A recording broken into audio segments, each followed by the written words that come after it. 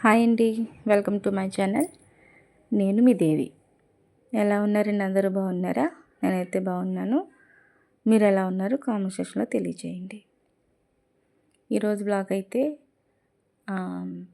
తెలగపిండి అలానే మునగాకు ఎండు రొయ్యలేసి తాలింపు పెట్టానండి. చాలా టేస్టీగా ఉంటుంది. మీరు కూడా ఒకసారి ట్రై చేయండి. ఎప్పుడైనా చేశారా? చేయకపోతే ఒకసారి ట్రై చేసుకోండి. ట్రై చేసి టేస్ట్ ఎలా ఉందో చెప్పండి. కావాల్సినవి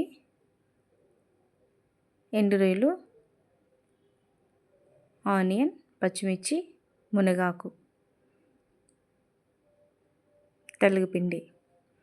అది చూడడానికి కొంచెం సుండిపిండిలా ఉంటుందండి. కొంచెం బరకగా ఉంటుంది. టేస్ట్ అయితే చాలా బాగుంటుందండి. ఒకసారి ట్రై చేయండి.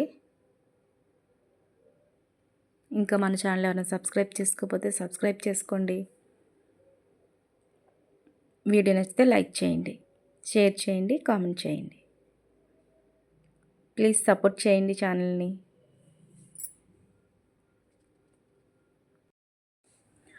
ముందుగా వాటర్ వేసుకోవాలండి.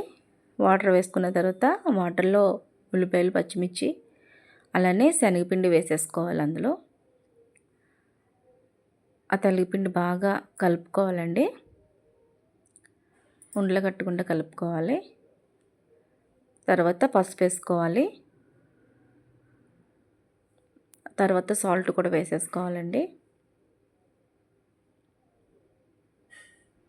వేసుకొని బాగా కలుపుకోవాలి. చూడండి, కలిపిన తర్వాత అలా వస్తుంది. దాన్ని మీడియం ఫ్లేమ్లో పెట్టుకొని కుక్ చేసుకోవాలండి. అది ఉడుకుతూ ఉన్నప్పుడు దగ్గర పడిపోతుందండి. చూసారా ఎలా ఉందో? కొంచెంగా దగ్గర పడిపోతుంది.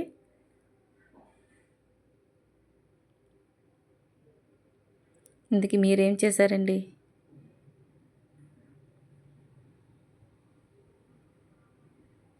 దాంట్లో ఉన్న వాటర్ అంతా అబ్జర్వ్ అయిపోవాలి.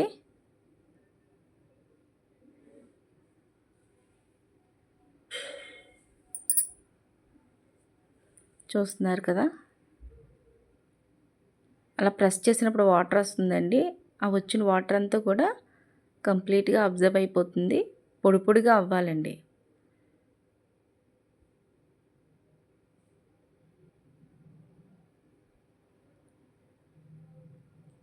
చాలా టేస్టీగా ఉంటుంది.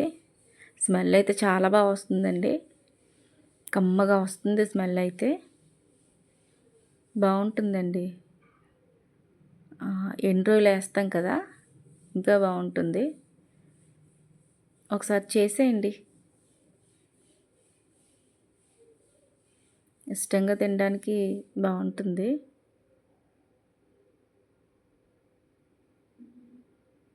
కొంతమంది ఏంటంటే మునగాకు వీటితో పాటే వేసేసుకుని ఇలా ఉడికిస్తారండి.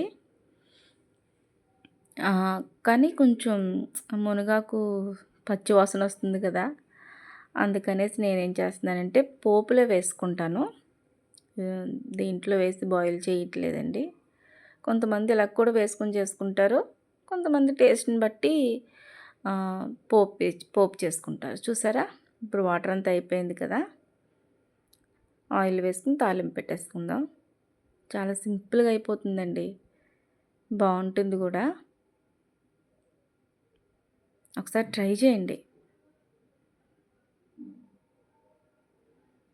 పచ్చెనపప్పు, ఆవాలు, మినప్పప్పు వేసుకొని వేయించాలి.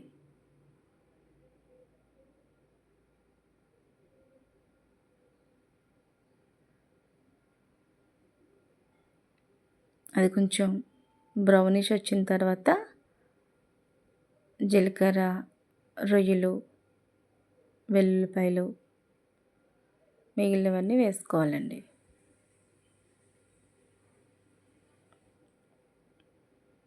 ఎండు రొయ్యలు కొంచెం మంచివే తీసుకోండి. కొంచెం తక్కువలో తీసుకుంటే మట్టి మట్టి ఉంటుంది. కొంచెం మంచివి తీసుకోండి.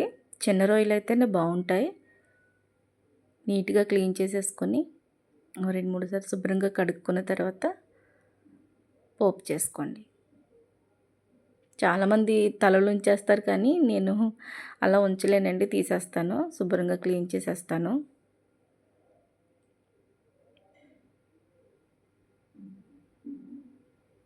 కొంచెం అవి సిమ్‌లో పెట్టి వేయించాలండి. ఎందుకంటే లోపల వరకు అవ్వాలి కదా! లేకపోతే పచ్చి పచ్చిగా తింటున్నప్పుడు బాగోదు. అందుకనేసి కొంచెం ఎక్కువ టైం పడుతుంది. సిమ్‌లో పెట్టుకొని బాగా వేయించుకోండి. దీనికి టేస్ట్ అనేది ఈ పోపేనండి. పోపు ఎంత బాగా వేస్తే టేస్ట్ అంత బాగుంటుంది.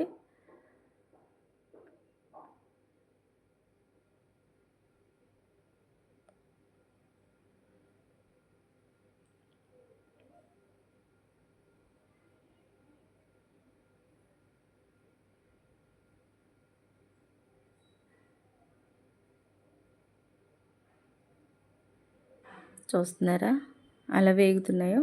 ఇప్పుడు కరివేపాకు అలానే ఎండుమిర్చి వేసేసుకుందాం.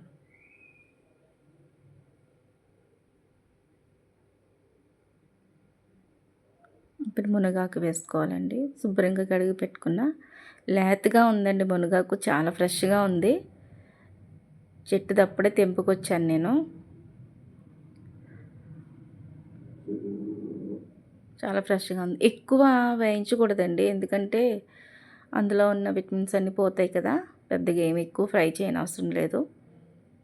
పైగా లేతగా ఉంది కాబట్టి తొందరగానే మగ్గిపోతుందండి. కాల్షియం ఎక్కువ ఉంటుంది కదండి, మంచిదండి మునగాకు.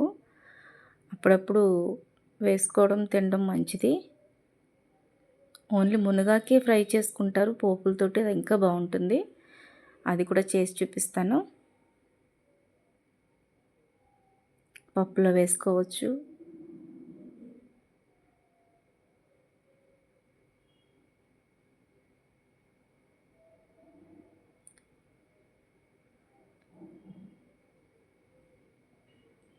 ఇప్పుడు అందులో మనం ముందుగా ఉడికించుకున్న తెల్లపిండి వేసేసుకుందామండి.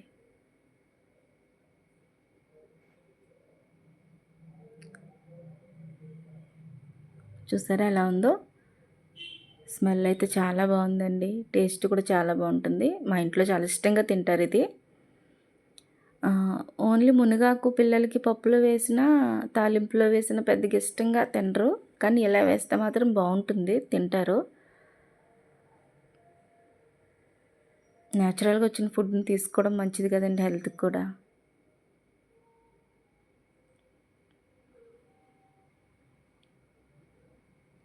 వీడియో నచ్చితే లైక్ చేయండి, షేర్ చేయండి.